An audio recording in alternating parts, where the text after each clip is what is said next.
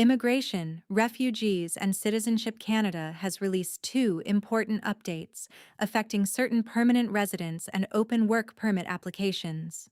The first update replaces an earlier public policy for graduates of the Francophone minority communities student pilot. It applies to eligible French-speaking students who completed a full-time program of at least 2 years outside Quebec, with more than half of their classes delivered in French.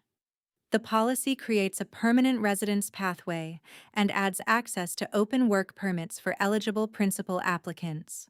Applicants must have held a study permit issued under the pilot, completed all program requirements, maintained authorization to study, live outside Quebec, and intend to settle outside Quebec.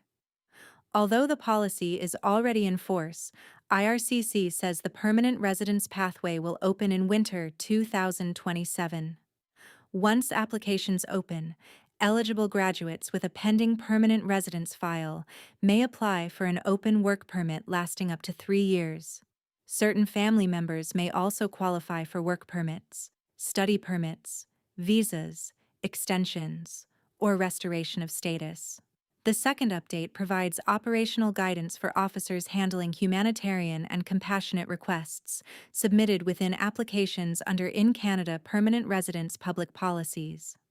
IRCC confirms that humanitarian and compassionate considerations cannot override eligibility conditions written directly into a public policy by the immigration minister. When an applicant fails one of those conditions, the application must be refused, and the refusal letter must identify the unmet requirement.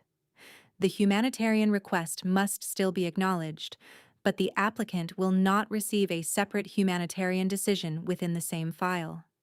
To receive a full humanitarian assessment, the person must submit a separate permanent residence application and pay the required fees. Together, these updates expand work authorization for eligible Francophone graduates, while making clear that public policy conditions must be met exactly before applying online.